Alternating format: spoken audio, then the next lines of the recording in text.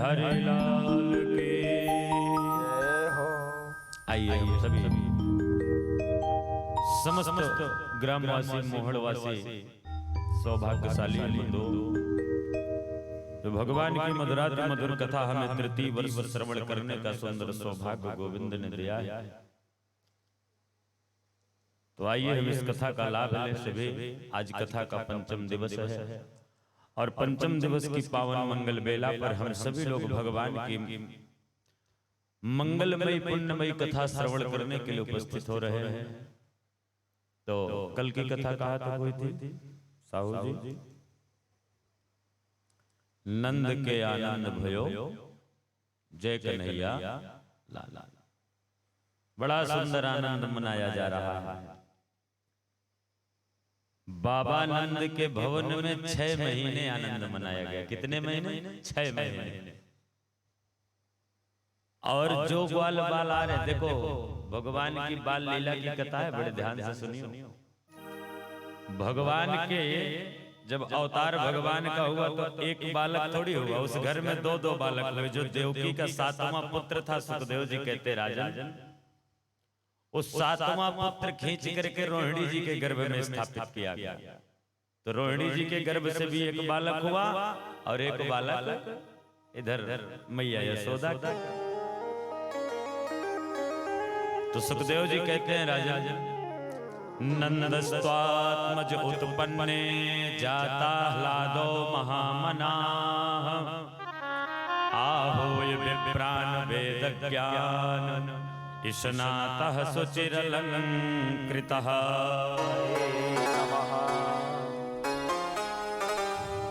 बोले नंदस्त्वात्मज उत्पन्ने, जैसे बाबा नंद के घर में आनंद आया तो सब जगह सबके हृदय में आह्लाद की धारा बहने लगी। जाता ह्लादो महामना, सबके मन में आह्लाद की धारा, प्रहलाद की प्रसन्नता की धारा। और आहोय विप्रान वेद ज्ञान, वेद पाठी ब्राह्मणों को बुलाए बाबा, बालक का जाति कर्म संस्कार करवाए। और जो ग्वाल बाल, जो गोपी, जो ब्राह्मण जो कुछ मांग रहा है, बाबा उसको वही लुटाए दे रहे, मैया यशोदा उसको वही लुटाए दे रहे। क्योंकि चौथे पन पे लाला भयो है और एक ही घर में 2-2 लाला। तो जो कोई जो कुछ मांग रहा है वही लुटाए दे रहे हैं। बड़ा सुंदर आनंद छाया है। बधाई गीत चल रहे, मंगल गीत चल रहा है। तो एक ब्राह्मण एक पंडित जी रह गए, कुछ नहीं मिला उनको। तो दौड़ते दौड़ते गए, बोले बाबा बाबा हमको कुछ नहीं मिला। तो बाबा बोले तुमको अकेले 10,000 गाय दे रहा हूं, जाओ ले जाओ। अच्छा, गाय का अब हमारे जीवन में भले आज रोड में घूम रही है, हम गाय का महत्व तो नहीं समझ रहे, पर आज भी जो दूध देने वाली गाय है उसकी कीमत सभी समझते हैं। तो बोले 10,000 गाय अकेले ले जाओ। पंडित जी प्रसन्न हो गए। ब्राह्मण बोले बाबा बधाई हो, बधाई हो, बाबा के रोज लाला हो, रोज लाला हो, रोज लाला। अब भला किसी के रोज लाला होता है, पर मिल गया। एक गोपी आई, दौड़ते दौड़ते आई, बूढ़ी गोपी थी, भगवान को चंदन लगाने आई। यशोदा रानी से पूछी, यशोदा रानी बोले कन्हैया छकड़े पर सो रहे हैं। तो जैसे गई लाला के मुखमंडल को देखी तो सब भूल गई काहे के लिए आई, और अपने ऊपर चंदन छिड़क करके नाचने लगी। नंद घर आनंद भयो जय कन्हैया लाला। और सुखदेव जी यही बात कह रहे हैं, परिचित ऐसा कौन सा जीव होगा जो भगवान को एक बार देखे और सुध बुध को न खो बैठे। भगवान का दिव्य स्वरूप ही ऐसा है कि एक बार जो देखता है वह सब कुछ भूल जाता है। देखो इधर बड़ा सुंदर आनंद मनाया जा रहा है। जो गोपी आ रही है यशोदा रानी उसका सम्मान कर रही, बधाई दे रही, रोहिणी जी स्वागत कर रही। बाबा सोचे कि साल भर में टैक्स देना पड़ता था कंस को, सबको देना पड़ता है, कोई उस समय में नहीं, अभी भी देना पड़ता है। जैसी जिसकी आय होती है इनकम टैक्स देना ही पड़ता है साल भर में। तो बाबा सोचे कि महाराज कंस को अपने घर में चौथे पन पे लाला भयो है, बधाई दे देंगे। संदेश दे देंगे और जा करके बाबा को टैक्स दे देंगे कर। तो छकड़े पर कुछ सामग्री रखे टैक्स की कर की और ग्वाल बालों के साथ लेकर चल दिए। और महाराज कंस के पास पहुंचे तो कंस गदगद हो गया। जैसे संदेश सुना बाबा नंद के चौथे पन पे लाला भय है तो बोला भैया नंद आपको बधाई हो बधाई हो। नंद घरानंद भयो जय कन्हैया लाल की नाचने लग गया। अब उसको क्या पता कि इसका जो लाल है वही मेरे जीवन का काल है।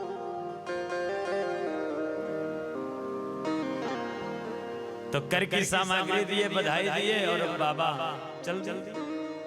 तो सोचे बहुत दिन हो गया है अपने भैया वसुदेव से मिल लेते हैं।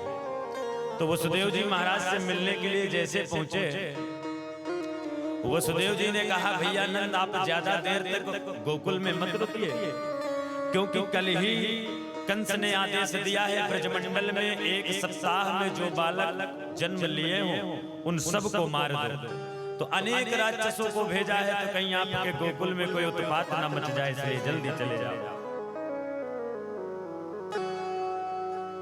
और इधर कंस ने किसको भेजा है भगवान को मारने के लिए? पूतना मौसी को भेजा है। किसको भेजा है? कि कंसेन प्रहिता घोरा पूतना बाल घातनी। पूतना गई है, पूतना भगवान को मारने के लिए गई, अपने स्तन पर कालकूट नामक विष लगाकर। पर ध्यान देना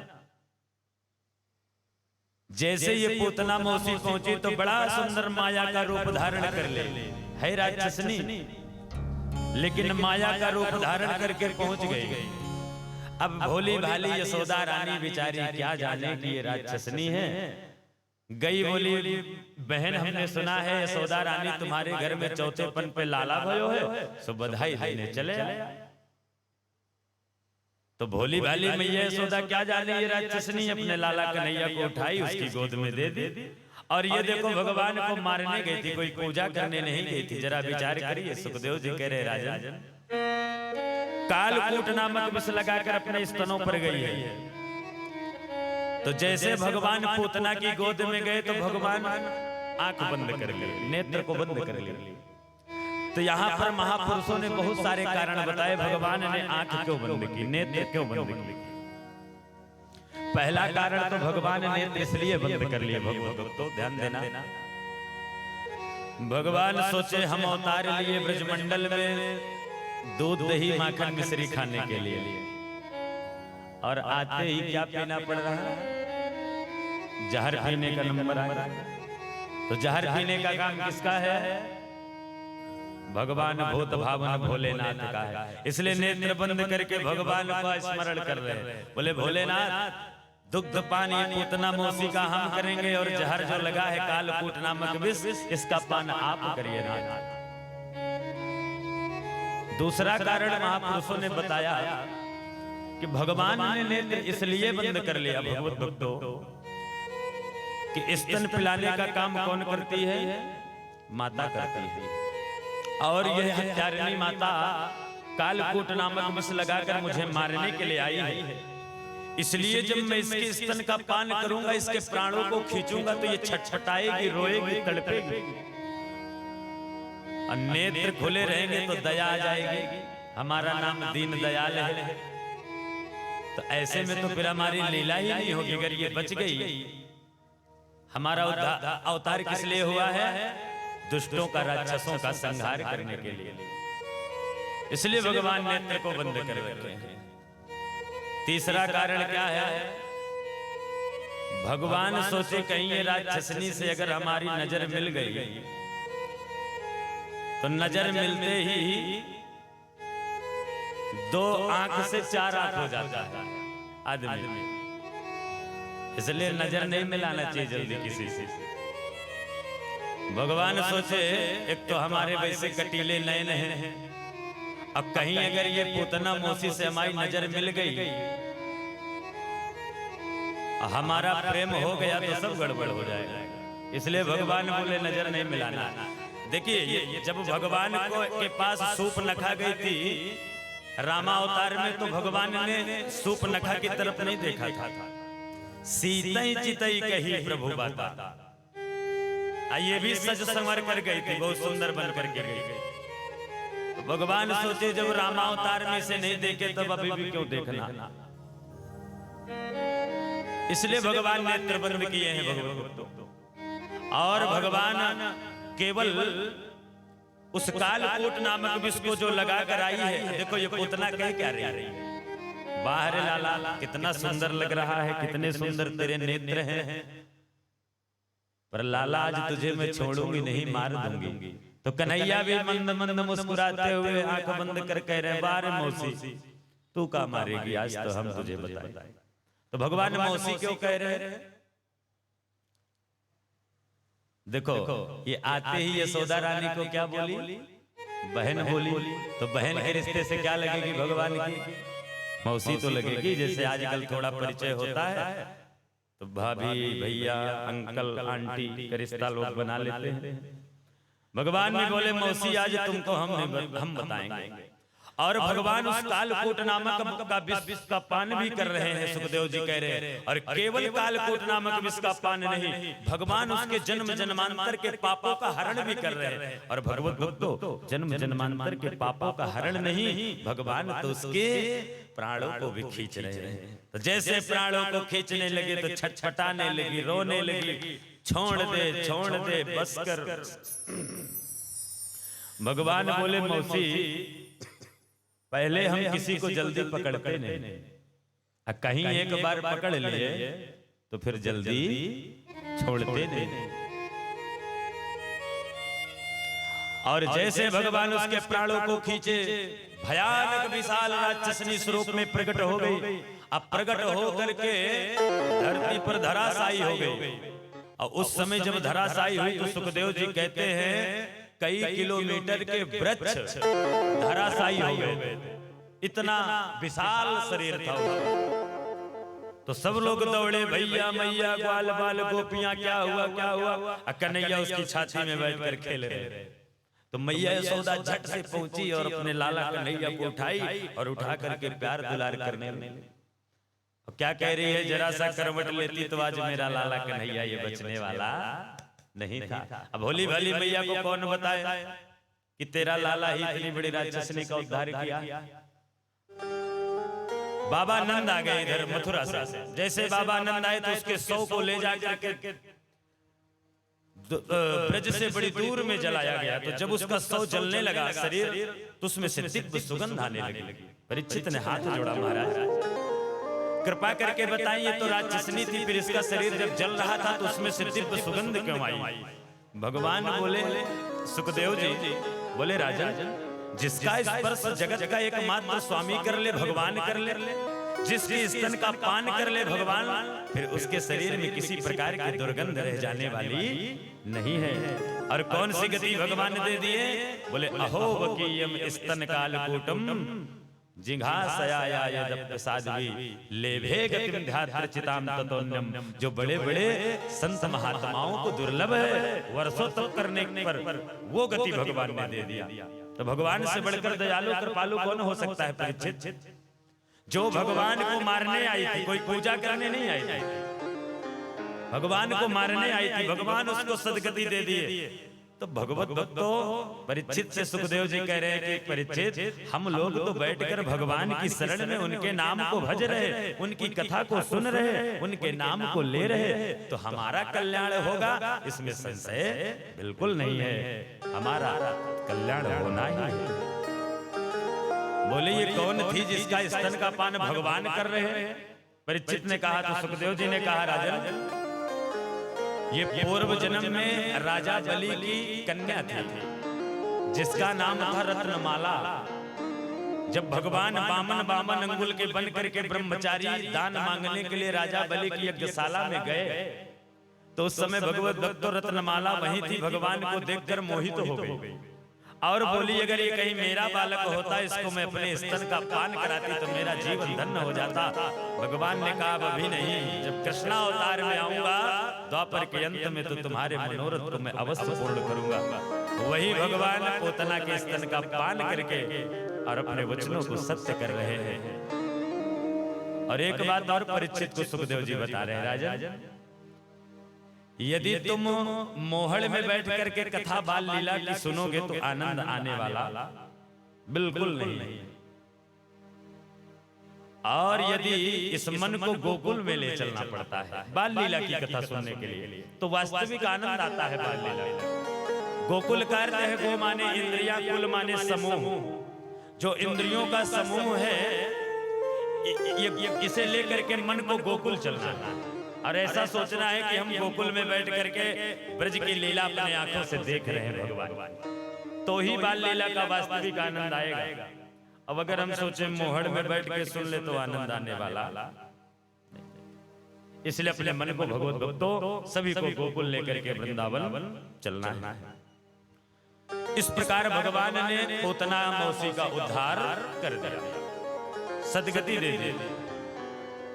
राजा परिचित कहने लगे महाराज भगवान ने तो अवतार लेकर बहुत सारी लीला की है। बोले एक दिन कंस ने तृणावर्त को भेज दिया। सुखदेव जी कह रहे तृणावर्त बवंडर का रूप धारण करता था और यह बवंडर बन करके आया। भगवान छकड़े पर सो रहे थे, सोचा बड़ी दूर उड़ा कर ले जाऊंगा और ऊपर से छोड़ दूंगा तो कन्हैया बचने वाला नहीं, और लेकर के उड़ कर गया। भगवान विक्रम दौड़ी, दोनों गले हाथ से गले को पकड़ लिए, बोले चल कहां ले चले। और सबके देखते ही देखते उसका जब उद्धार भगवान ने किया तो मैया यशोदा घबराने लगी, गाय की पूंछ से अपने लाला की नजर उतारने लगी। ऐसा लग रहा मेरे लाला को किसी ने नजर लगा दिया है कन्हैया को, तो जितनी अला बला हो सब दूर हो जाए। और माँ का तो प्रेम होता ही है अपने बच्चे से, कुछ भी हो जाए उसको तो नजर उतारने लगती है। तो माँ यशोदा के मणिमय आंगन में भगवान सुंदर लीला कर रहे हैं। एक दिन की बात है कि गर्गाचार्य जी महाराज जो यदुवंशियों के कुल पुरोहित थे भगवत भक्तों,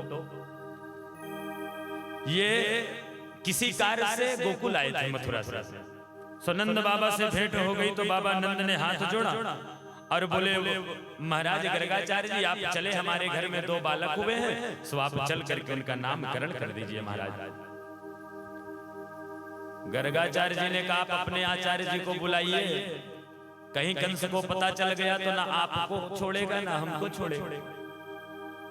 बाबा नंद बोले आप क्या बात करते महाराज, हमारे घर परिवार को पता नहीं चलेगा, आप बाबा कंस की बात करते।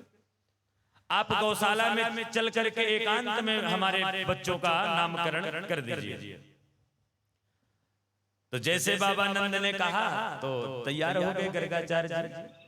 इधर संदेश भेजे तो मैया यशोदा रोहिणी जी अपने अपने बालकों को लेकर गौशाला जाने लगी।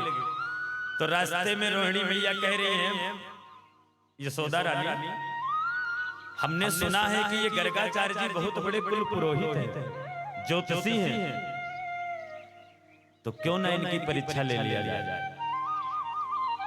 यशोदा रानी बोली वो कैसे? बोले तुम हमारे बालक को ले लो, हम तुम्हारे बालक को ले लेते, अब देखते हैं जान पाते कि नहीं।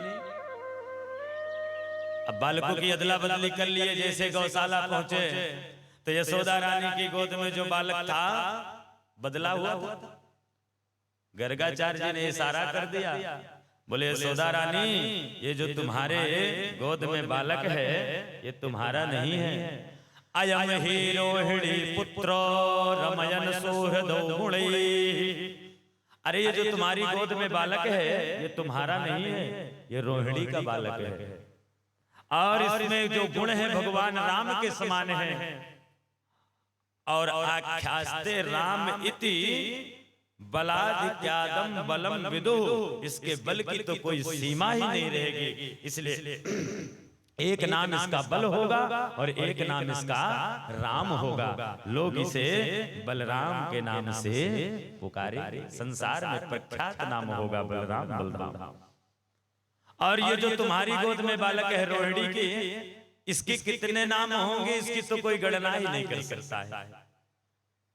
वर्षा काल के समय आकाश से जल की बूंद पृथ्वी पर कितनी गिरती है भगवत भक्तों, इसकी कोई गणना कर सकता है? सुखदेव जी कहते हैं मनुष्य के सर पर कितने बाल हैं इसकी कोई गणना कर सकता है? आकाश में तारेगण कितने रात्रि में दिखाई देते हैं इसकी कोई गणना कर सकता है?